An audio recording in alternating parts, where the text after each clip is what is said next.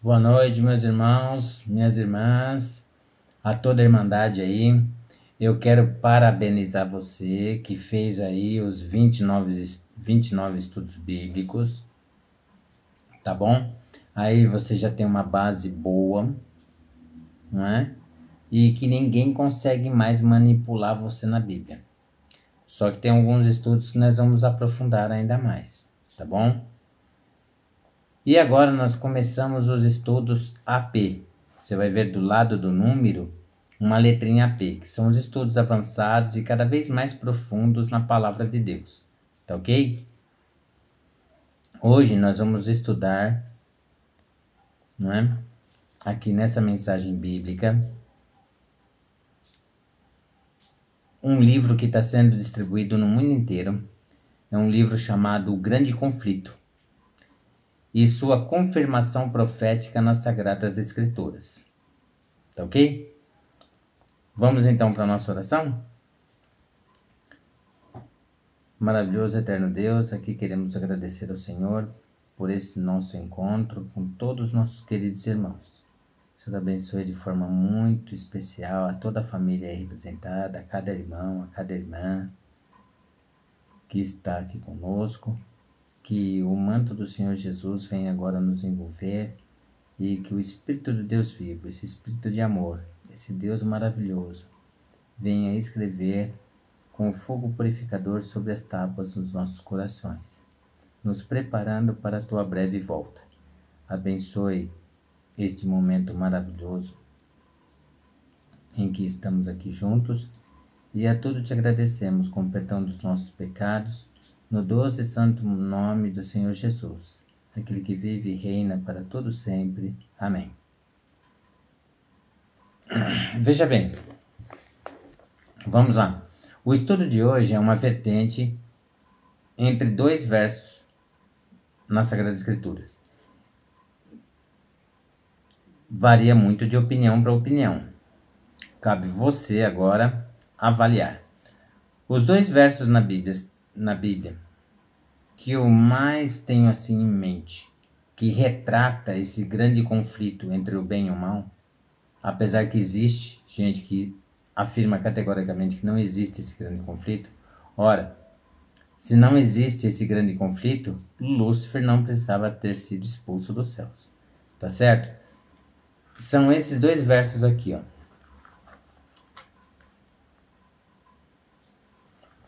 Lá em Apocalipse capítulo 1, lá no verso 15, diz assim, ó. Ele descreve uma visão do Senhor Jesus glorificado, tá ok? Como Deus. Então ele vem falando várias coisas. Hoje nós vamos nos ater ao verso 15. Os pés semelhante ao bronze polido, como que refinado em uma fornalha. A voz como voz de muitas águas. Você não viu nada esquisito? Vamos nos ater aqui, ó. Os pés semelhante a bronze polido. Espera um pouco. Você não lembra de nada? Eu também li por muitas vezes, não lembrei de nada. Mas repara, os pés semelhante ao bronze polido. Lembra o que a gente leu a respeito do quarto animal? Vamos lá. Vão ser esses dois versos. Hoje nós vamos estudar tá? Acerca da maldade. E na fase 2, nós vamos estudar a missão do Senhor Jesus. Olha só. Lá em Daniel 7, lá no verso 19, diz assim, ó. Então tive desejo de conhecer a verdade a respeito do quarto animal, que era diferente de todos os outros, muito terrível, cujos dentes eram de ferro, cujas unhas eram de bronze. Essa versão fala em unhas, tá, Almeida? Só que um animal desse porte, unhas, não é a tradução adequada. São garras, garras de bronze. Então fica assim, ó. Então tive desejo de conhecer a verdade a respeito do quarto animal, que era diferente de todos os outros, muito terrível, cujos dentes eram de ferro, cujas garras eram de bronze, que devorava, fazia em pedaços, e pisava aos pés o que sobejava. Vamos entender uma coisa. Qual é a diferença entre os dois bronzes? Os dois pés, né? O pé do Senhor Jesus, bronze polido, e as garras do quarto animal eram de bronze. Repara, um é polido e o outro não é polido. Ora, por que o do Senhor Jesus é polido?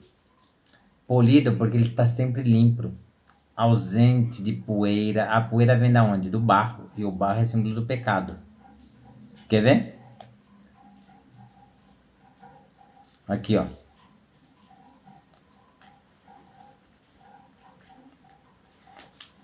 Primeira Pedro.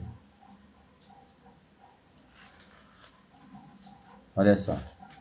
Lá em 2 Pedro, diz assim, ó. 2 Pedro, capítulo 2, verso 22, diz assim, ó. Com eles aconteceu o que diz certo adágio verdadeiro. O cão voltou ao seu próprio vômito, e a porca lavada voltou a revolver-se no lamaçal. Depois, se pegar o contexto todo aqui e ler, você vai entender do quê? Que ele está falando da pessoa que está ali, temendo a Deus, mas desiste e volta para a sua velha vida em pecado. Então ele comenta esse adágio verdadeiro aqui, não é? A porca lavada, ou seja, estava limpa, purificada, ou seja, o pecador estava em um caminho de luz, mas desiste e prefere voltar à vida de antes, ou seja, o seu estágio agora é pior do que o primeiro, quando veio ali a conhecer a verdade, mais grave, porque ele está limpo e volta a se revolver no lamaçal, na vida de pecado, tá certo? Então, o barro ele é símbolo do pecado. Simboliza então esse bronze polido que a missão do Senhor Jesus foi sem pecado, em plenitude de Espírito, na unção do Espírito Santo. Aliás, Jesus conseguiu a força máxima da unção do Espírito Santo na sua missão que esteve aqui pela terra. Diferente, completamente o oposto, o inverso do quarto animal. Um fazia o bem em luz e o outro fez uma guerra, um conflito que se iniciou no céu. Vamos ver? Hoje nós vamos comentar sobre a garra do quarto animal, que é a maldade e como ela se expandiu no mundo, tá? Então, o que acontece? Olha só, esse conflito se iniciou no céu, tá certo? Lá em Apocalipse 12, do verso 7 ao 9, diz assim: houve peleja no céu. Por quê? Porque Lúcifer, ele, mesmo sendo criatura, apesar que o pecado é um dos mistérios de Deus, tá? Lá em Isaías, Deus dá alguns vestígios do que se passou no coração de Lúcifer. Mas como iniciou realmente o pecado na mente de Lúcifer, só Deus sabe. É um mistério. Para proteger a própria criação de Deus. Olha só. Houve peleja no céu. Miguel e os seus anjos pelejaram contra o dragão. Também pelejaram o dragão e os seus anjos. Então, olha só. Miguel é um nome de Jesus. Até nisso Deus é honesto. Por quê? Se Deus guerreasse contra Lúcifer como sendo Deus, seria um massacre, não seria uma guerra. Então Jesus deixa toda aquela glória dele como sendo Deus, assume a sua forma de anjo. Quando ele é anjo arcanjo, ele está chefiando todos os anjos nos céus. Quando ele é Miguel, ele está em guerra contra alguma coisa, tá? Então, para que a luta não fique desigual, Jesus agora chefia os anjos, Miguel, em uma guerra contra o dragão Lúcifer. Por quê? Porque no céu não habita pecado. No céu os anjos têm ali plenitude de Espírito. O Espírito Santo em Deus é em glória. Na sua criação, um anjo é em plenitude de Espírito, ou seja, ausência completa de pecado. Tá? Então o que acontece? Como Lúcifer estava maquinando contra Cristo, se rebelou contra o Senhor Jesus, depois de muitas tentativas de se evitar tudo isso, do próprio Jesus e os anjos de luz, não é? Não adiantou muita coisa. Lúcifer permaneceu firme no seu propósito, ou seja, ele queria também ser adorado, mesmo sendo criatura, não sendo o eterno. Somente o eterno é digno de toda adoração e louvor, não é? Mas ele se rebelou e arrastou a terça parte dos anjos com ele nesse propósito. Imagina como ele maquinou a cabeça desses anjos. Olha só, então houve essa peleja no céu. Todavia não prevaleceram, nem mais se achou no céu o seu lugar. Porque lá não habita pecado. Ou seja, Miguel e seus anjos venceram esse conflito no céu. Só que esse conflito continuou aqui na terra. Por quê? Porque Adão também pecou. Apesar de Adão não ter sido enganado como Eva foi enganada. E Deus disse, fiquem juntos. E Eva, jamais intencionada, se separa de Adão. E Lúcifer pensa, poxa, agora é um momento propício. Porque eles não estão juntos. Já estão em um ato de desobediência a Deus. E deu no que deu. E houve a primeira pregação espírita, onde Lúcifer falou o quê? Certamente não morrerás. Deus diz que se tocar na árvore ou comesse do fruto, morreria. Ou seja, e Eclesiastes confirma isso. O homem ao morrer desce ao pó da terra, e o espírito volta para Deus que o deu. Quando que o Senhor Jesus devolve esse espírito? Quando ele voltar a essa terra, a ressurreição do último dia. Tá certo? Aí aqueles que morrerem em Cristo ressuscitam para um reino eterno, agora para sempre em amor com o Senhor da Glória, na aliança eterna. Bom, então ele foi expulso do céu. E olha no que ele se transformou. Essa maldade, ela vem desde Caim, matando Abel, sem motivo, certo? Sem motivo. Abel não fez nada contra Caim. Muito pelo contrário. Abel, mesmo não sendo primogênito, dava muitos bons conselhos a Caim, inclusive sobre o sacrifício verdadeiro, para que ele viesse adorar a Deus como Deus ali pediu para eles, com o sacrifício, que não há remissão de pecado sem sangue, tá certo? Então o que acontece? Essa maldade que vem desde Caim, vem se arrastando por toda a humanidade e é mencionada aqui, olha só, o trabalho maravilhoso que Deus faz em resgate do ser humano. Olha só, que coisa tremenda. Olha só. Olha que coisa para se meditar uma semana. Olha que coisa grandiosa. Olha só, segundo mandamento. Não farás para ti imagem de escultura, nem semelhança alguma do que há em cima nos céus, nem embaixo na terra, nem nas águas debaixo da terra. Nada, imagem nenhuma. Nem escultura, nem estátua, nem nada. Por quê? Porque Deus procura os que o adoram em espírito e em verdade. Está lá em João 4. Deus procura esses verdadeiros adoradores, que adoram em espírito, coração, mente e alma, rendido, submisso ao Senhor. Essa é a verdadeira adoração. Olha lá, no verso 5 diz assim, não as adorarás, nem lhes darás culto, porque eu sou o Senhor teu Deus, Deus zeloso, que visito a iniquidade dos pais nos filhos, até a terceira e quarta geração daqueles que me aborrecem. Ou seja, essa problemática de idolatria e de outros tipos de pecado, Deus vai buscando aquela geração, aquela família, até a terceira e às vezes até a quarta geração, para trazer todos ou alguns para a luz. Olha que busca tremenda que o Espírito Santo faz. Apresentando ali a verdade por meio de folheto bíblico, outra pessoa lá na época mesmo de Caim, anunciando a verdade, pregando a palavra de Deus, entende? Para trazer eles para a luz, para que eles possam ser resgatados, libertados do cativeiro do pecado e abraçar a salvação, o perdão maravilhoso de Cristo Jesus oferecido a cada um de nós. Perdão, purificação de toda a nossa injustiça por meio do sangue precioso do Senhor Jesus, né? O sangue puro e imaculado dele. A gente fala sangue puro para as pessoas entenderem, mas na realidade o sangue do Senhor Jesus ele está acima da pureza. Ele é algo muito sublime, muito supremo, acima de todas as coisas, acima da pureza, da santificação. É algo maravilhoso que nós vamos entender mais detalhadamente na eternidade. Tá certo?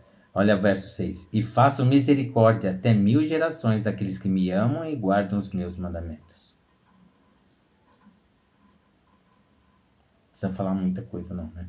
Para bom entendedor, poucas palavras bastam. Tá certo? Tudo bem? Então vamos ver lá. E essa maldade ela vem, tá certo? Lembra que a gente comentou lá Apocalipse 12, no verso 3 com vocês? Perdão, as 7 cabeças, lembra lá? Egito, Assíria, Babilônia, Medo-Pérsia, Grécia, Roma pagã e Roma papal. Lembra? Tem em mente? Então, vamos lá. No verso 19, eu já li para vocês, né? Então tive o desejo de conhecer a verdade a respeito do quarto animal, que era diferente de todos os outros. Muito terrível. Muito terrível. Todo o mundo tinha medo do Império Romano. Aquelas legiões imensas de soldados.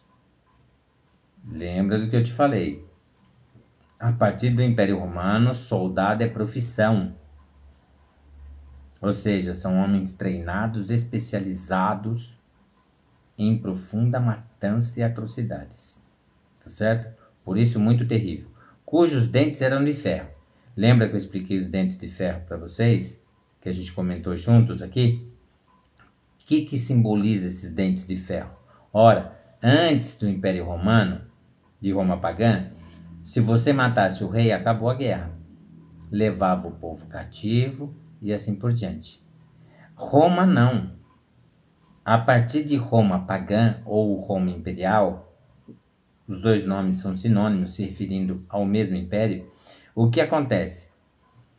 Roma matava o rei e a guerra continuava, exterminava criança, velho, mulher, homem, acabava com tudo, inclusive a cidade em meio ao fogo. Demolição. Quando não, eles pegavam o povo e vendiam, o povo ali derrotado na guerra, e vendia para outros povos como escravos.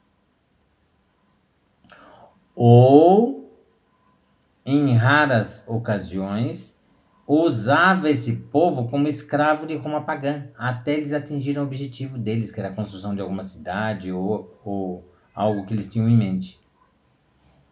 Entende? Então, por isso, os dentes aqui de ferro. As garras eram de bronze. Garras que devorava, fazia em pedaços, né? Que devorava e fazia em pedaços e pisava os pés ou que sobejava. Ou seja, aquilo que sobrava era exterminado.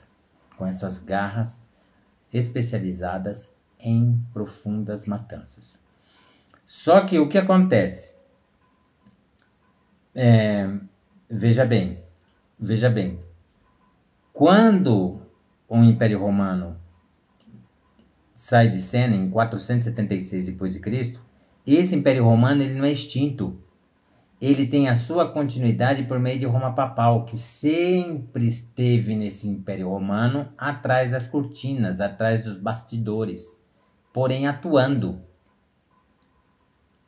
Seja lá com seus senadores, com seus conselheiros,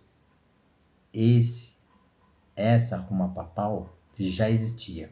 E lembra quando ela nasce ou não? Eu disse lá para vocês, quando ela nasce. Ela nasce no Império de Seleuco, um dos 4 generais de Alexandre o Grande. Só que fica ali no estágio embrionário, depois no seu estágio infantil, imperceptível. Mas ela começa a crescer e pegar força a partir do Império Romano. e fica atrás das cortinas, atrás dos bastidores. Ela não aparece, tá certo?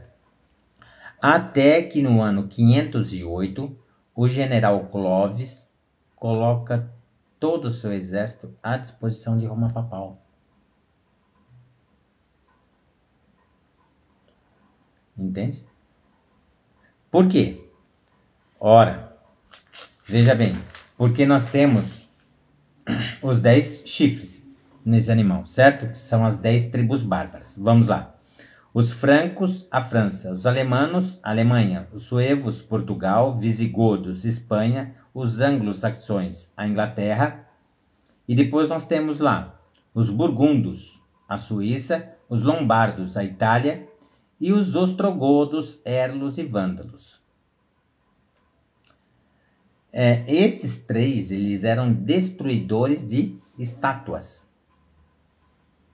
Tá? Por aí você já vê que não vai dar muito certo, né? Por quê? Você sabe por quê? A gente já comentou, a gente vai revisar isso hoje. Então, os ostrogodos, érlos e vândalos, eles foram destruídos. Destruídos por Roma. Agora olha o que diz Daniel 8, lá no verso 23. Olha só. Mas no fim do seu reinado, quando os prevaricadores acabarem, levantar-se-á um rei feroz de catadura e especialista em intrigas. Especialista em intrigas. Ou seja, impor um reino contra o outro. E quem que é este? É Roma papal. É Roma papal. Tá certo? Hoje, Roma papal é o maior centro de informações do planeta. Se você é chefe de um estado muito importante, um país de primeiro mundo, isso, aquilo e tal, você não consegue governar sem certos tipos de informações que Roma papal possui. Tá certo? A gente viu também aqui, ó, que, olha lá, Daniel 7, verso 8. Estando eu a observar os chifres, eis que entre eles subiu outro pequeno, diante do qual 3 dos primeiros chifres caíram. Esses chifres são reinos, certo? Já estudamos os símbolos proféticos, tá ok? Chifre simboliza reino ou rei, tá ok? E quais são esses 3 chifres que caíram? Os 3 que a gente mencionou. Os ostrogodos, os érlos e os vândalos. Tá certo? Caíram diante do chifre pequeno. E quem que é chifre pequeno? Quem que é esse chifre pequeno? É Roma papal. Agora olha o que acontece com esse chifre pequeno. Lá no verso 20. Daniel 7, verso 20. E também a respeito dos 10 chifres que tinha na cabeça, e do outro que subiu, ou seja, o pequeno, diante do qual caíram 3, os érlos, os vândalos e os ostrogodos, caíram 3. Por quê? Porque esses 3 foram os únicos. Os 3 únicos. Somente esses 3 não ficaram submissos a Roma papal. Não aceitaram submissão a Roma papal. Olha o que acontece. Diante do qual caíram 3, né, desse chifre que subiu, diante do qual caíram 3, daquele chifre que tinha olhos e uma boca que falava com insolência e parecia mais robusto do que os seus companheiros.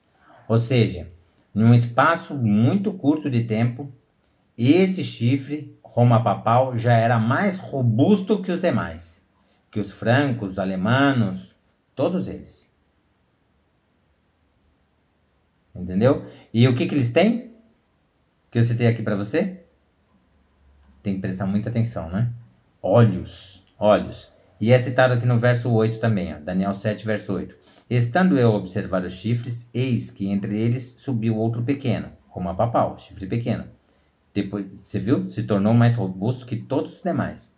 Diferente dos 3, diante do qual 3 dos primeiros chifres foram arrancados, que são os érlos, os vândalos e os ostrogodos. E eis que neste chifre havia olhos, como os de homem, e uma boca que falava com insolência. Repara, ele fala de olhos no plural. Na antiguidade, 538 depois de Cristo até 1798 depois de Cristo, que nós temos aí a supremacia papal que já entra com seu nome oficial, Igreja Católica Apostólica Romana. Ora, se é apostólica, não pode ser romana, porque os romanos são pagãos. Como que é apostólica e romana? Tá vendo? No nome ela já se entrega, que é uma igreja disfarçada, que atua fortemente na política e que introduz paganismo dentro da religião pura, que podemos observar nas Sagradas Escrituras, que é a introdução do domingo na igreja, que nós percebemos lá a partir de 321 depois de Cristo, com Constantino fazendo o primeiro decreto dominical e perseguindo os cristãos. Tá certo? Então, aqui a gente já tem um esboço. Tá ok? Temos aí a Inquisição, matando mais do que a Primeira e Segunda Grande Guerra juntos. Tá certo? Lembra lá? Do Egito, Roma Papal, lembra lá? Citei os 7 para vocês, vamos lá. Egito, Assíria. Egito, pouco mais de 400 anos de escravidão. Assíria, né? O que Roma Papal herda do Egito? A sede pelo pecado, o misticismo e a feitiçaria. Apocalipse 18 fala sobre as feitiçarias de Roma Papal. Teve até um papa que eles desenterraram, pegaram um esqueleto, colocaram em cima de uma cadeira. Tá ok? Só que isso a gente vai comentar mais para frente. E adivinha o que fizeram com o esqueleto desse papa? Por desobedecer uma ordem do Vaticano. Lembra a ordem que eu falei? O bloco administrativo é administrativo. O bloco religioso não pode intervir em absolutamente nada do que é da administração. Assim como a administração não pode intervir em nada com relação ao bloco religioso. São 2 blocos divididos, que não podem se misturar, não podem um intervir no outro. Tamanha a complexidade do Vaticano. O Vaticano é também, além de ser o maior centro de informações do planeta, ele é também o maior centro de segredos secretos do planeta. E também é o maior centro mundial de coisas obscuras, ocultismo e etc. E coisas ocultas. Tá certo? Eu tô com a garganta um pouquinho não muito legal, sabe? Vocês estão entendendo a magnitude do negócio? Tá ok. Da Síria, a maneira implacável de perseguir os seus inimigos, dissipando ali as 10 tribos do norte de Israel, né? Israel do norte. De Babilônia, o símbolo do leão, um orgulho incomparável, uma altivez sem igual. Do reino Medo-Pérsia, eles herdam o quê? Um mitraísmo.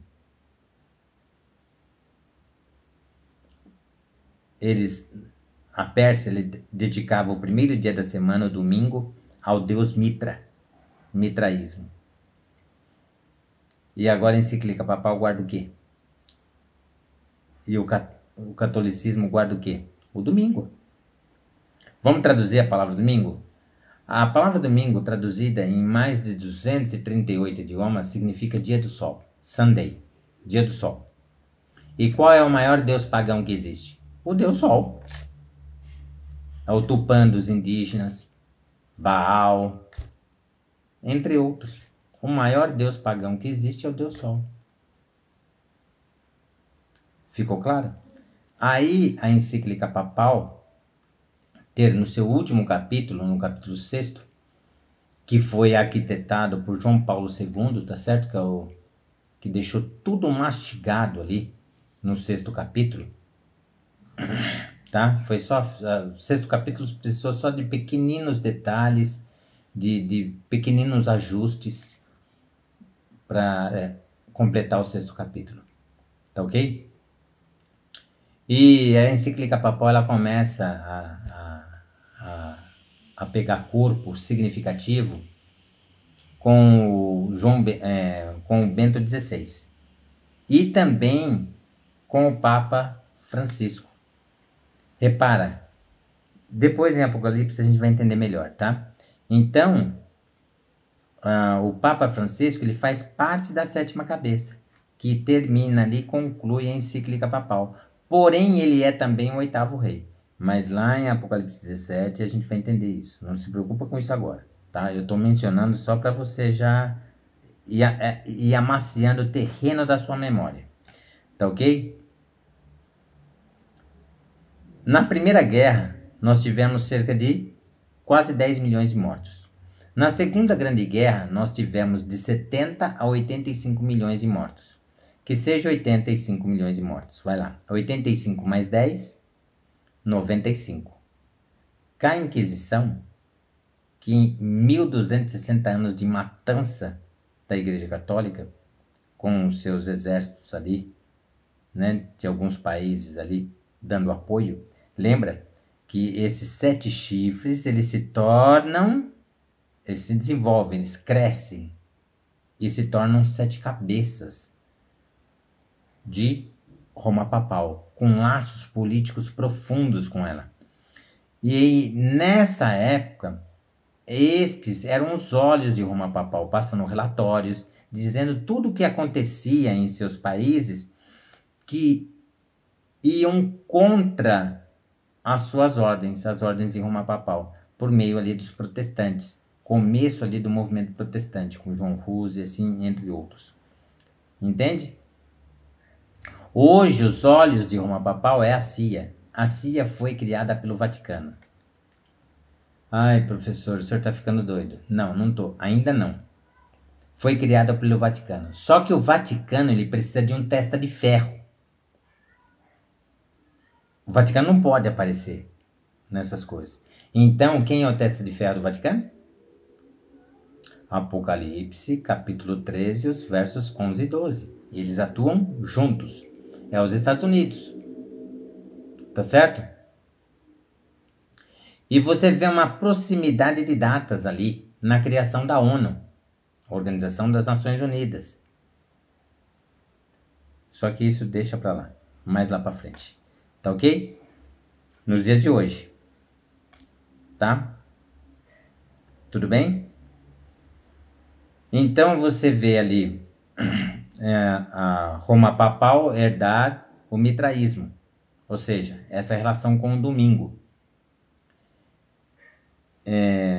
Com a Grécia, ela herda a veneração aos santos. Certo? Por exemplo, a Grécia tinha deuses para os sentimentos, estações do ano, como por exemplo a deusa Afrodite, e assim entre outros. Só o Papa Francisco canonizou 800 santos, dentre eles 3 papas, do qual não podia estar de fora João Paulo II, que é o papa mais importante da história do Vaticano, tá? É o papa construtor de pontes. Ele aprofundou os relacionamentos do Vaticano com o restante do mundo. Por isso que é o papa mais viajado da história, tá certo? E também é o papa responsável por, veja só, por implantar o plano Vaticano II. Olha, esse plano Vaticano II, ele é o seguinte. O Vaticano publicou como início desse plano Vaticano II, 11 de outubro de 1962. 11 de outubro de 1962. E o seu término na 4ª etapa somente em 1965. Só que essa não é a verdadeira informação. O Concílio Vaticano II, que é a respeito do ecumenismo, um concílio ecumênico da Igreja Católica Apostólica Romana, que é conhecido também como o grande e novo Pentecostes da igreja. Olha só até onde o negócio vai. É conhecido como o grande e novo Pentecostes da igreja. Na realidade, esse concílio ele foi convocado no dia 25 de dezembro de 1961 através da Constituição Apostólica na escrita Humanae Salutis, pelo Papa João 23. Tá? Tudo bem? E terminou no dia 8 de dezembro de 1965, já sobre o papado de Paulo VI. Tá ok? Porém, ele ficou ali engavetado. Quem foi o responsável por colocar esse plano a todo vapor em prática foi João Paulo II. E é no reinado de João Paulo II, você fala reinado, a partir de 1929 o Papa é rei. Primeiramente rei, porque ele é chefe de Estado com moeda própria. E ele é também um líder religioso. Tá ok? João Paulo II ele foi o responsável por implantar este plano Vaticano II. Por isso que ele precisou viajar muito. E até hoje, João Paulo II é o Papa que mais tempo ficou no reinado no Vaticano, a partir de 1929, eu tô falando. 27 anos, tá ok? O nome do João Paulo II é Carol Joseph, o último sobrenome dele eu não sei nem pronunciar isso aqui, irmão. É W-O-J-T-Y lá. Wojtyla, tá? 27 anos. Ele foi de 1978 até 2005, totalizando 29 anos no reinado do Vaticano, como chefe de Estado e líder político. Chefe de Estado, líder político, não é? E líder religioso. Tá ok? Então, e depois entra o Bento XVI, que é a sétima cabeça. Diz na profecia que a sétima cabeça duraria pouco tempo. Realmente ele durou pouco tempo. Ficou 8 anos ali e renunciou. Renunciou em 11 de fevereiro de 2013. Tá certo? E continuou morando dentro do Vaticano. Isso quer dizer o quê? Que o Papa Francisco foi um coadjuvante junto com ele. Tá? E com os dois juntos, não é? Com o Bento XVI teve ali o seu início e com o Papa Francisco continuaram juntos na encíclica papal e terminaram a encíclica papal. Bento XVI é falecido, tá ok? E persiste o Papa Francisco. E a encíclica papal foi acabada e aprovada na ONU. Você quer dizer o que com isso? Eu quero dizer o seguinte, que se vier outro Papa depois do Papa Francisco, o nono, o décimo, não interessa quantos, eles não vão fazer absolutamente nada. Absolutamente nada. Vão somente seguir com toda a lealdade e fidelidade a encíclica papal. Por isso que a oitava cabeça na profecia, está lá em Apocalipse 17, conduz à destruição. Porque ela deixa o futuro do Vaticano traçado. Vai seguir a encíclica papal aprovada na ONU. Então, todos os demais papas que vierem depois do Papa Francisco, não é a nona, não é a décima, não é a 11ª, nem 12ª, nem 10ª nada de cabeça. Faz parte da oitava cabeça. Assim como o Papa Francisco fez parte da sétima cabeça, acabando a encíclica papal. Entende? E é também o oitavo rei. O oitavo leva à destruição. Mas isso a gente vai ver depois, tá? Eu tô dando só uma preliminar aqui. Então, o que acontece? Roma papal foi herdando toda essa... Você viu a luta do Espírito Santo, né? Até a terceira e quarta geração daqueles que me aborrecem. Para trazer alguns ou toda a família para a luz. Agora, o que acontece nessa recusa de recusar o maravilhoso perdão divino? Você vai se aprofundando cada vez mais em pecado. Até que, olha o que acontece. Quando chega nessa sétima cabeça, lá de Apocalipse 12, verso 3, lembra que a gente passou pelo Egito, Assíria, Babilônia, Medo-Pérsia, Grécia, Roma Imperial, que devorava os seus inimigos. A guerra não acabava com a morte do rei. E depois, essa Roma Imperial ela tem continuidade por meio de Roma Papal. Mas olha o que acontece quando chega a Roma Papal. Olha o que acontece quando chega a Roma Papal. Vamos lá, Apocalipse 13. Olha só, Apocalipse 13, lá no verso 2.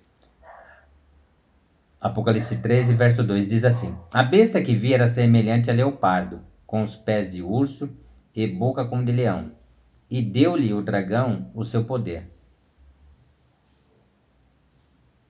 Percebeu? Deu-lhe o dragão o seu poder, o seu trono e grande autoridade. Espera um pouco. O dragão deu o seu trono? Deu. Então, o Vaticano é morada de quem? Do dragão. Lúcifer e seus anjos malignos. Mas eles ficam lá? Não, eles rodeiam a imensidão da terra todinha. Entendeu? Então, olha só. Quem é a besta que surge do mar? Roma. Juntamente com o Vaticano. O Vaticano é morada do dragão e seus anjos malignos. Deu-lhe o dragão o seu poder, o seu trono e grande autoridade. E o que Roma Papal faz com essa autoridade? Tá lá. Vi ainda outra besta emergir da terra. Esta é os Estados Unidos. A que emerge do mar é Roma Papal. E que emerge da terra é os Estados Unidos. Vi ainda outra besta emergir da terra. Possuía 2 chifres, parecendo cordeiro, mas falava como dragão. Esses 2 chifres é a fé santa que tiveram os peregrinos no começo da colonização dos Estados Unidos. São 2 chifres no íntimo, que era um país sem rei e um país sem papa. Ora, um país sem rei é um movimento republicano. Tá certo? Liberdade civil. E um país sem papa é a liberdade religiosa representada pelo protestantismo. Só que o que acontece? Já na libertação dos escravos nos Estados Unidos, eles sofreram forte pressão e influência de Roma Papal. Inclusive, existem várias cartas assinadas pelo Papa da época endereçadas a Abraham Lincoln, impondo, posicionando a libertação dos escravos. Por quê? Porque com a libertação dos escravos, a mão de obra seria remunerada. Isso propiciaria para a economia norte-americana um maior crescimento, um maior desenvolvimento, digamos, de forma mais ágil, mais rápida e dinâmica. Olha só como é que é o negócio. E os Estados Unidos vai perdendo rapidamente essa liberdade civil. Entende? Até ser totalmente guiado e conduzido por Roma Papal. Nós vamos ver isso nos estudos mais adiante, tá? Mais adiante, como se deu esse processo. E o protestantismo? Com a morte dos pais do protestantismo, o protestantismo ficou meio que estagnado, se estagnou. As pessoas pararam de devorar a Sagrada Escritura. Pararam de, especialmente também nos dias de hoje, procurar estudar a Bíblia com o Espírito Santo, por meio de jejum, oração, vigília em casa, né? Pode fazer vigília na sua casa, vigília de oração ali, entende? Esse fervor foi se apagando. Vigília não é só na igreja. Você pode consagrar a sua casa para Deus, permitindo que entre na sua casa somente aquilo que tem aprovação divina. Entende? Fazendo sua casa morada de Deus. Olha lá, então esses 2 chifres eram os ideais de coração dos peregrinos, que logo caiu por terra. Hoje os Estados Unidos é reconhecido como o maior país protestante apóstata. Protestantismo apostatado da fé. Tá? Porque a gente viu lá no Dom de Línguas. A primeira irmãzinha a falar dialeto estranho, que não se consegue entender nada, foi a Agnes. E a gente viu que o dom de línguas verdadeiro são idiomas. Certo? Coisa muito diferente do que dialeto estranho que ninguém entende. Tá certo? Foi o que você vê lá em Atos. Os apóstolos falaram idiomas, línguas que eles desconheciam para poder pregar o evangelho. E o dom da interpretação também. Que a gente viu lá. Quem tiver dúvida, é só pegar o estudo 29, fase 1 e fase 2. Tem o dom de línguas verdadeiras e o dom de línguas falsas. Tá ok? Então, olha lá. E olha o que acontece no verso 12. Exerce toda a autoridade da primeira besta na sua presença. Exerce toda a autoridade da primeira besta. Então, essa besta da terra, ela exerce toda a autoridade da primeira besta, a besta que sobe no mar, Roma Papal. Roma Papal entrega toda essa autoridade para que os Estados Unidos possa agir com os demais países, especialmente com o G7. Faz uma pesquisa do G7. São todos eles de tribos bárbaras que tiveram relações profundas com a igreja romana nos primórdios do tempo, na antiguidade, na Idade Média. E que apoiaram a Inquisição, não fazendo objeção nenhuma. Os francos, inclusive o general Clovis, o rei Clovis, rei dos francos, colocou todo o seu exército à disposição de Roma Papal para perseguir e matar cristãos.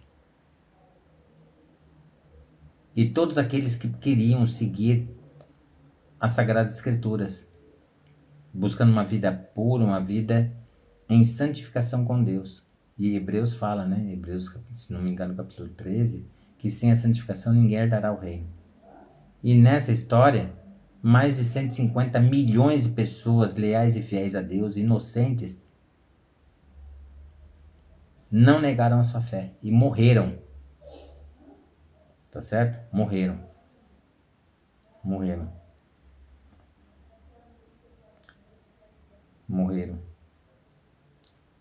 Nessa fé santa. Nessa fé com lealdade e fidelidade a Deus. Então, irmãos, tem esse Vaticano II, que é esse ecumenismo hoje no mundo, mergulhados aí nessa encíclica papal, e que vai trazer o decreto dominical domingo. Quem aceitar esse decreto dominical, abraçar o decreto dominical, está abraçando a besta de Apocalipse 13 e perdendo sua salvação. Porque Deus não deixou domingo. Aliás, o domingo é mencionado na Bíblia, se não me engano, 7 ou 8 vezes. A gente fez o estudo bíblico lá atrás, né? Você viu, lá aparece quantas vezes o domingo é mencionado na Bíblia. Como um dia comum. E explicamos em Hebreus 4, do verso 9 ao 11, por que Jesus não ressuscitou no Santo Sábado. Você viu ali. Que ele descansou de suas obras, de sua missão árdua, ressuscitando somente no domingo. Até Deus respeita o Santo Sábado, que ele deu às suas criaturas, aos anjos, a nós, para que todas as suas criaturas passem esse dia mais intensamente com o Criador, com o nosso Deus. Tá ok? Então é isso aí. Tá ok? Vamos lá.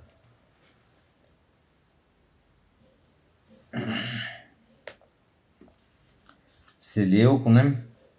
Roma Papal nasce lá com Seleuco na sua fase embrionária, infantil, imperceptível.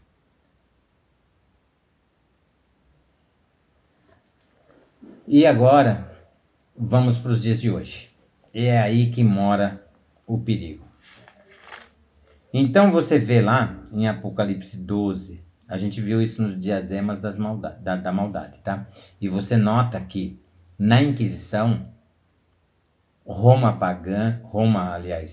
papal, desenvolve maldades, atrocidades que o mundo até então desconhecia. Certo? Como separar do tronco do corpo humano braços, pernas e a cabeça. Só fica o tronco sem nada. Uma cadeira com 2.000 pregos enormes, em que a pessoa era amarrada, pressionada contra a cadeira para que esses pregos perfurassem todo o seu corpo para negar sua fé. Você pode acompanhar esses instrumentos de tortura no próprio YouTube, tá? No próprio Google, e inclusive num museu. Eu agora me deu branco. Mas é na Venezuela ou na Colômbia? Se não me engano, na Colômbia. Tá? Tem um museu lá com todos esses equipamentos de tortura que houve na Inquisição. Tá ok? Então vamos lá. Lá no Apocalipse capítulo 12, verso 3, diz assim: Viu-se também outro sinal no céu, e eis um dragão grande, vermelho, com 7 cabeças, 10 chifres, e nas cabeças 7 diademas, 7 coroas. Essas coroas simbolizam aqueles que estão em relação profunda, relação política. E recebem essas 7 coroas, não é que eles vão ser coroados, tá? Apesar que na Idade Média, Roma papal coroava um rei e tirava do trono também o rei, tá? Por incrível que pareça, fazia isso, tá? Imagina a força política que lá não tinha, certo? Não somente força política, força econômica, financeira e outras coisas mais, tá certo? Lembra que Roma papal é o lugar de maiores segredos secretos do mundo. Um exemplo é uma lei eclesiástica que os documentos assinados por um papa só podem ser vistos por historiadores após 80 anos da morte do papa. Você imagina quanta coisa terrível que não tem aí. Bom, o que você observou? Que tem 7 cabeças e 10 chifres. E as coroas estão sobre as 7 cabeças. Essa coroa sobre as 7 cabeças indica o quê? Indica que essas cabeças, com o passar do tempo, elas mudam. Aqui, já em Apocalipse, não era mais o Egito, a Síria, a Babilônia, a Medo-Pérsia, a Grécia, e não era também Roma pagã, tá certo? Foram no passado. Agora em Apocalipse 13, no presente, estas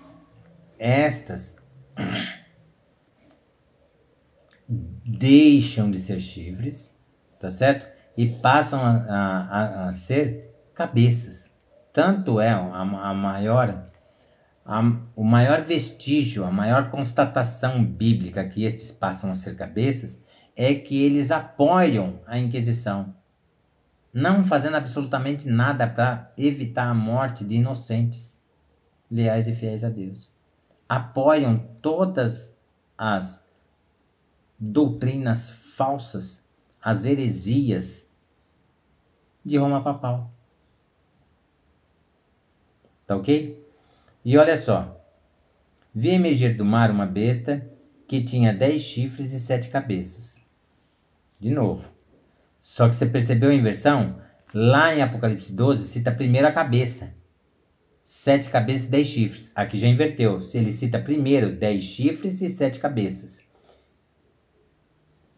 E sobre os chifres, 10 diademas.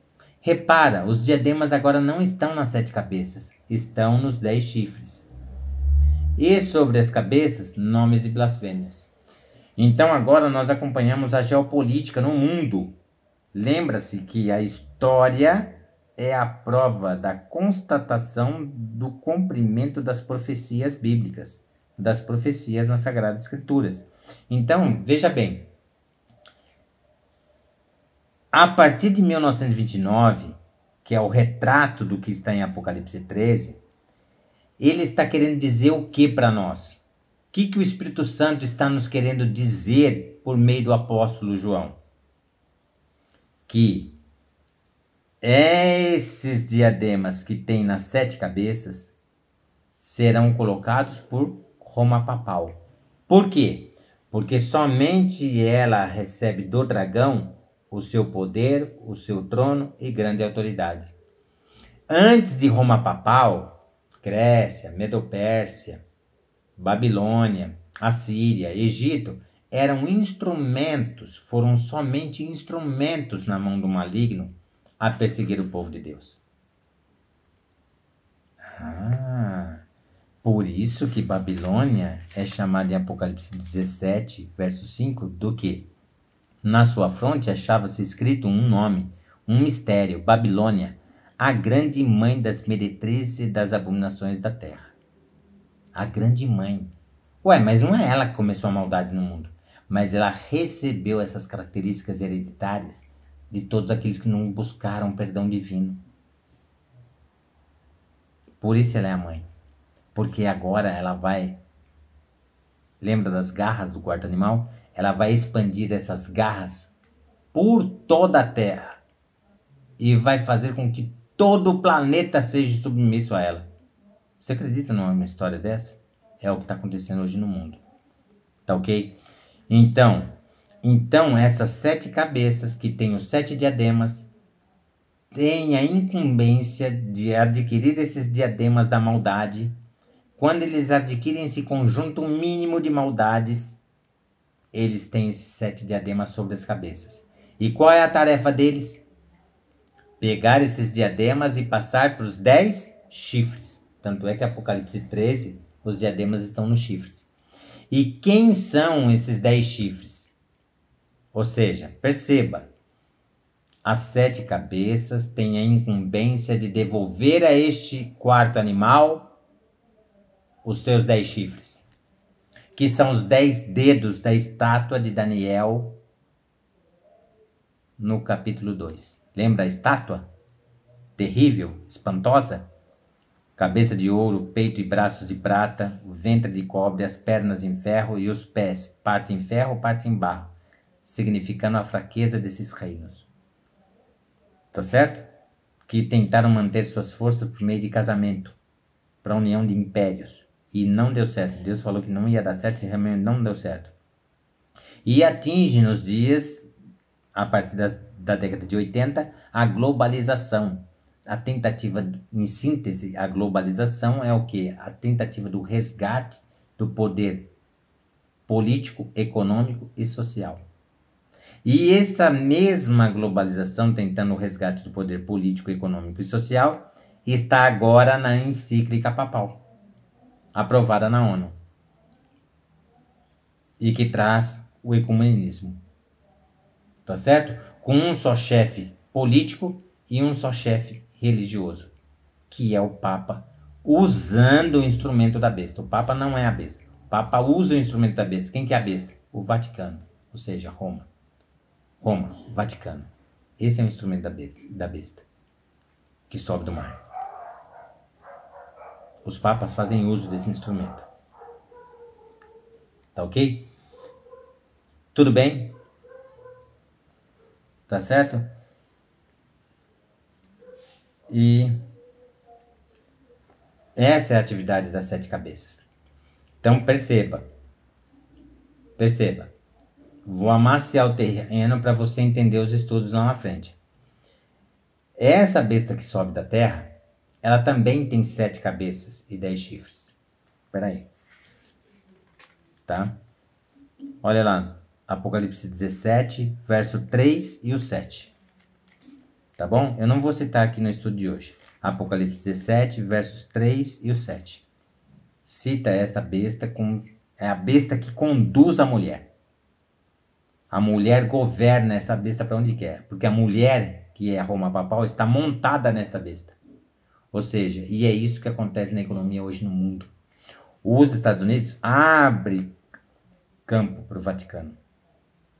que são as várias guerras que surgiram no transcorrer do tempo aí, tá? Contra o Afeganistão, contra o Iraque, contra a Líbia, e assim vai, tá?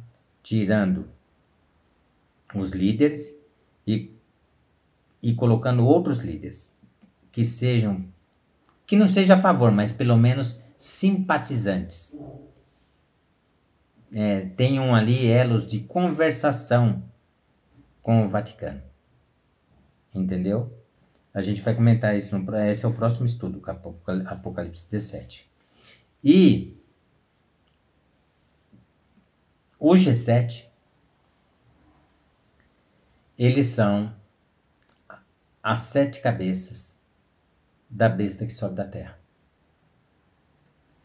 Juntamente com as 7 cabeças do Vaticano, que são os papas ali a partir de 1929. Essa articulação política destes papas é que possibilitou a criação e a inauguração da CIA, da ONU. Você pode ver que a primeira vez que a tentativa de abertura da ONU deu errada. Por quê? Porque os Estados Unidos não estava presente. Lá na segunda, quando os Estados Unidos estava presente, foi criada a ONU. E qual é a maior intenção? Quem foi os maiores interessados na abertura da ONU? Vaticano e Estados Unidos. Tá? CIA, ONU e a inauguração do G7. Por quê? Porque o G7 ele é responsável por toda a articulação política, econômica, social e religiosa capitalista. E qual é a principal incumbência do G7? Devolver a Roma Papal os seus 10 chifres, que é chamado pelo Vaticano de o Clube de Roma, com os 10 blocos econômicos. Nós vamos ver logo mais. Não vai demorar muito tempo. Tá ok? E envolver todos eles na encíclica papal. Entende? Tanto é, isso é verdade, e fato histórico consumado, que a votação da encíclica papal na ONU após ali a articulação política do G7, especialmente dos Estados Unidos, foi histórica. E eu busquei, não encontrei, e quero encontrar algum país que tenha votado contra a encíclica papal. Não se tem notícia, irmãos. Foi aprovada maciçamente a encíclica papal na ONU. Tá certo? E já tem 2 estados norte-americanos ensinando os 10 mandamentos adulterados nas escolas, desde a pré-escola, desde a primeira escolinha ali. A criança já vai aprendendo. Tá certo? Isso porque o decreto dominical nem entrou em vigor. Tá certo? E vai se espalhar rapidamente pelo mundo. Tudo bem? Ou seja, Apocalipse 13 são os preparativos para que tudo isso ocorra. E comece a ocorrer quando isso? Em Apocalipse 17. Quando Apocalipse 17 começa ali a desmembrar, a tirar os seus laços e a ter um entendimento um pouquinho mais transparente, mais claro, na época de João Paulo II, é que o Apocalipse 17 começa ali a ter um maior sentido, um maior significado. Tá ok? E acabando esse estudo nosso, fase 1, fase 2, nós vamos entrar no Apocalipse 17. Que é mais para aqueles que já estão mais ou menos familiarizados, tá? Por quê? Porque nós vamos dar condições das pessoas entenderem esse Apocalipse 17 dividido em 4 grandes fases, tá? Que é estudando Daniel, Apocalipse, indo aos poucos, tá ok? Então, você teve aí, tá? Um esboço dessa maldade que se alastra no mundo e que agora, a partir do 8º rei, caminha para a destruição. Lembrando que Roma Papal, né, completa agora 7 cabeças no seu 8º rei. Porque somente no 8º que participa o 8º rei, ele participa da 7ª cabeça, concluindo a encíclica papal. Tá ok. E nota e observa que a besta que sobe da terra tem 7 cabeças. Também. E Roma Papal também é uma besta com 7 cabeças. Só que essas 7 cabeças se conclui quando? Na encíclica papal. Papa Francisco ele faz parte da 7ª cabeça, junto com Bento XVI, que ambos acabaram a encíclica papal. Tá certo? Bento XVI faleceu, mas o Papa Francisco é vivo. E nele se conclui a encíclica papal e já foi aprovada na ONU. Tá certo? Agora vai lá para a besta que sobe da terra. Repara, os Estados Unidos também é a 8ª cabeça. Por quê? Porque no G7 ele articula os interesses políticos do G7, especialmente em primeiro plano os interesses de Roma Papal. Ou seja, Roma Papal mais os 6 países ali inclusos são 7 estados.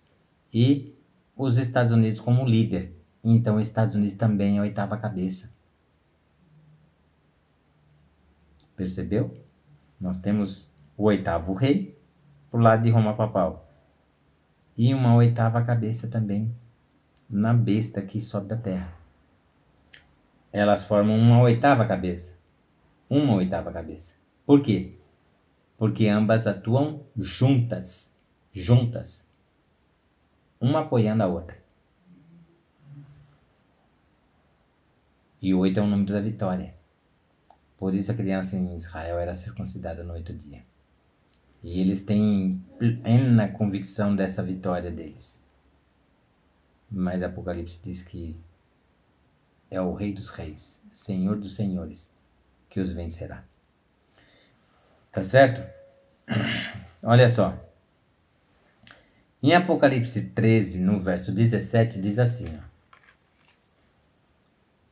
para que ninguém possa comprar ou vender, senão aquele que tem a marca, o nome da besta ou o número do seu nome. E agora? Quando sair o decreto dominical, vai ter esse boicote econômico. Muitos vão abrir o bico, muitos vão se entregar já no boicote econômico. E depois desse boicote, vira o quê? Olha lá, no verso 15. Ele foi dado comunicar fôlego à imagem da besta, para que não só a imagem falasse. E fala, né? A besta fala, não fala? Fala ou não fala? Fala. A besta é quem? O Vaticano. Roma Papal. Fala por meio de quem? Por meio dos seus líderes administrativos, dos seus líderes religiosos, que, inclusive, em especial o Papa.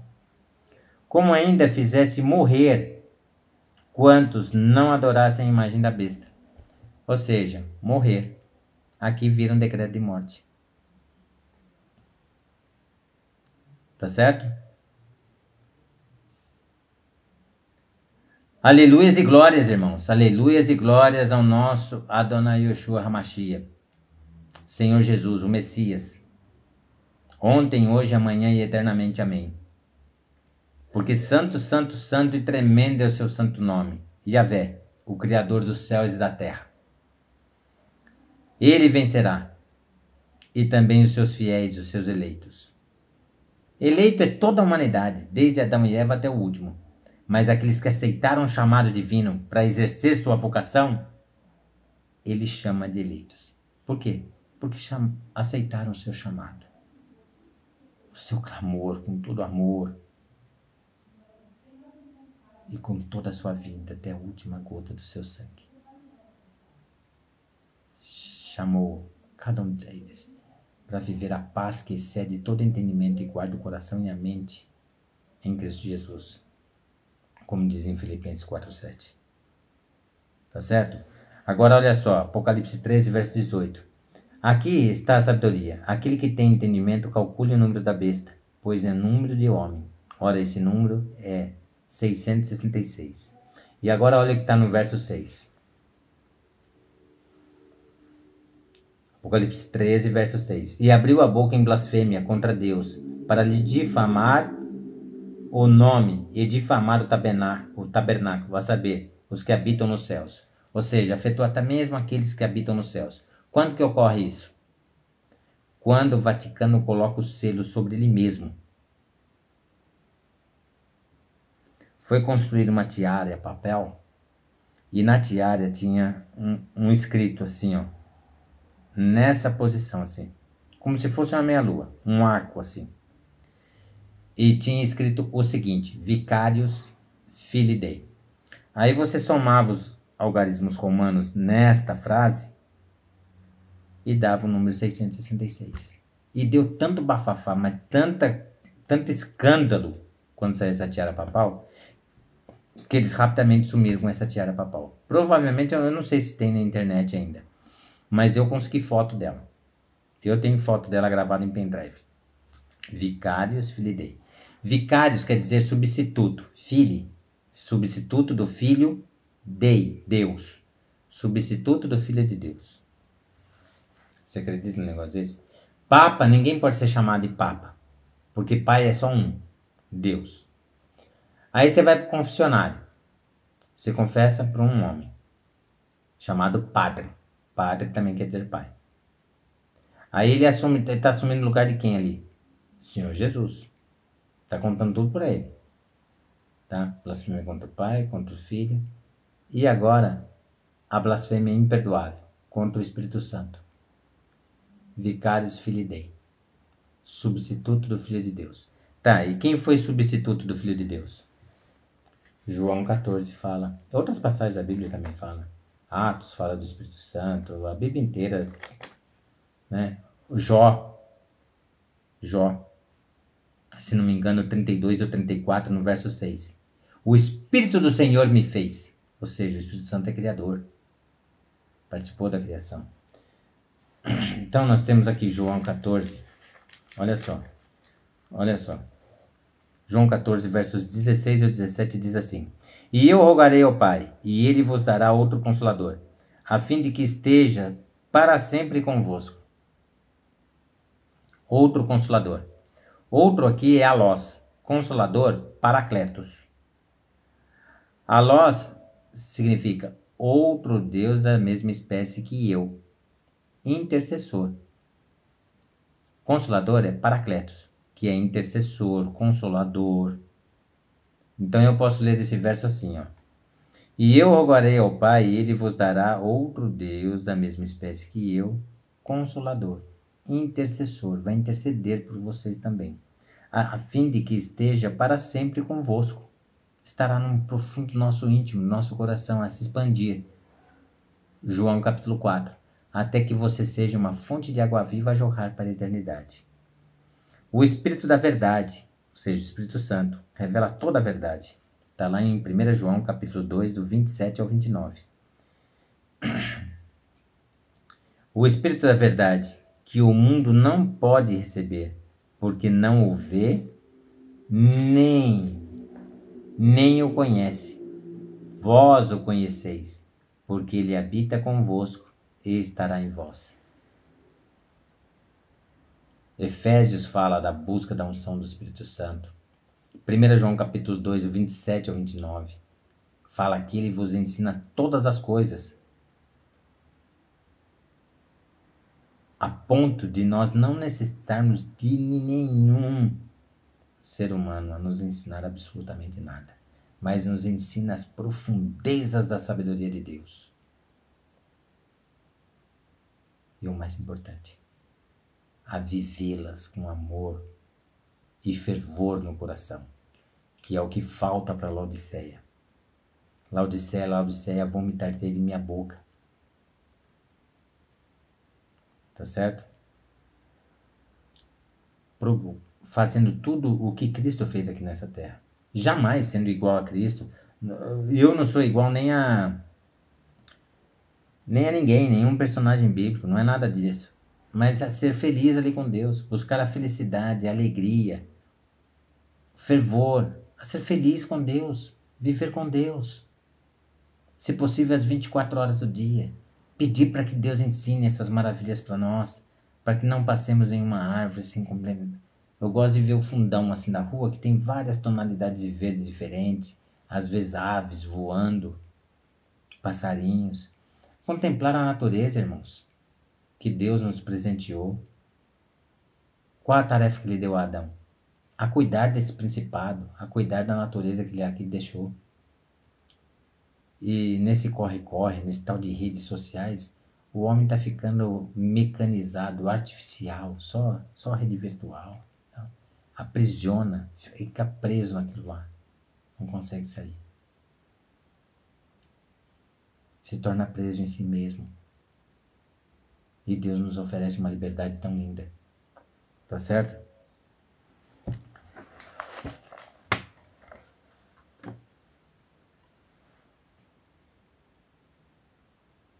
Olha só, vamos lá. Olha o que nós precisamos buscar nos dias de hoje.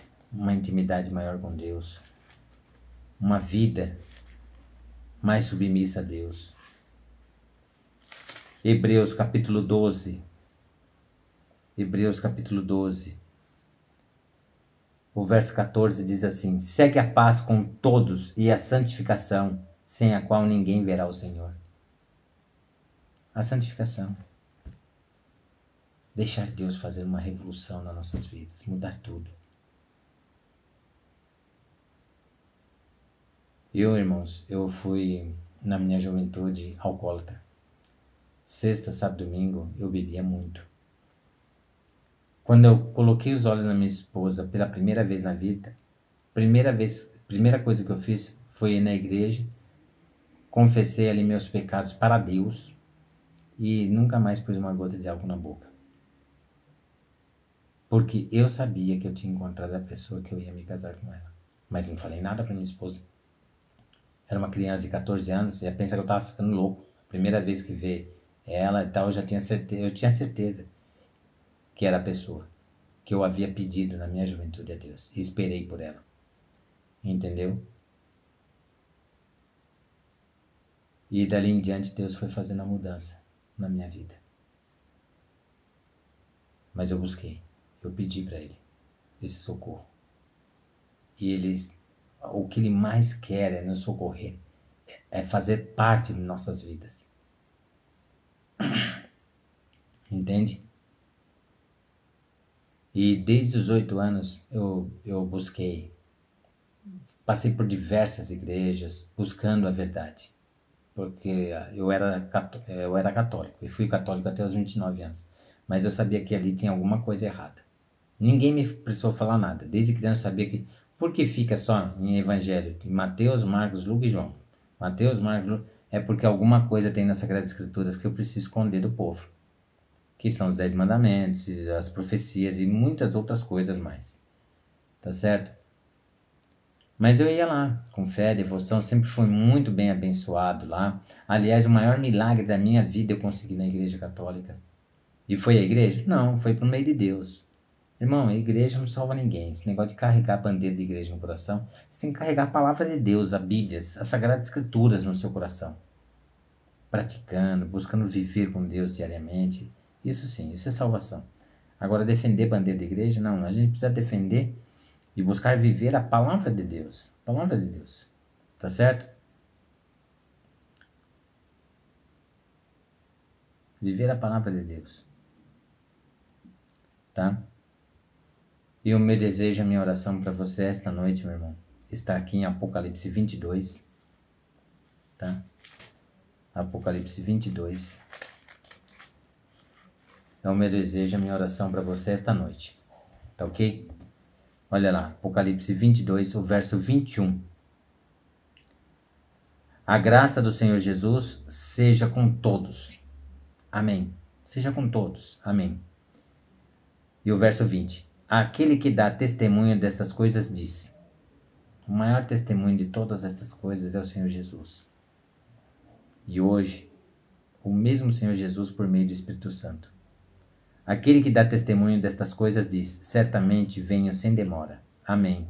Vem, Senhor Jesus. Que Ele venha e encontre você de pé, de forma leal e fiel, guardando as verdades bíblicas, vivendo para Deus, sendo submisso a Deus, jamais aceitando decreto ou imposição que venha de homem. Tá certo? E 1 João. 1 João. Tá aqui, ó.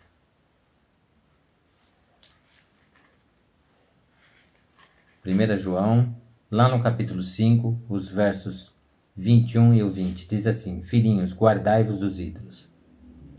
Tem muitos ídolos. Não é só estátua de imagem, não. O ídolo pode ser meu futebol, pode ser um monte de coisa que faz me perder tempo com muita coisa do que dedicar esse tempo para Deus. O que a Bíblia fala? Remir o tempo. Não é usar o tempo de forma benéfica. Não. Mas usar o tempo da melhor forma possível. E quando você usa o tempo da melhor forma possível, você está em comunhão com Deus. Você está vivendo para Ele, dedicando a sua vida para Ele. Aliás, uma vida que não é nossa, que pertence a Deus. Por quê? Porque Deus chama nosso corpo de templo do Espírito Santo. Está lá em Atos, né? Não sabeis que vós não sois de vós mesmos, mas sois templos do Espírito Santo? Ou seja, devemos nos apartar de todo tipo de vício, purificar nosso viver para Deus. Tá certo? Então, filhinhos, guardai-vos dos ídolos. E agora o verso 20. Também sabemos que o Filho de Deus é vindo e nos tem dado entendimento para reconhecermos o verdadeiro. E estamos no verdadeiro, em seu Filho, Jesus Cristo. Este é o verdadeiro Deus e a vida eterna. Ele abraçou a segunda morte, a morte da condenação eterna, para nos dar a vida dele, a vida eterna do Senhor Jesus. Que Deus te abençoe. Até o nosso próximo encontro. Um beijão forte no coração de todos vocês, no Espírito. Que Deus vos abençoe. Amém.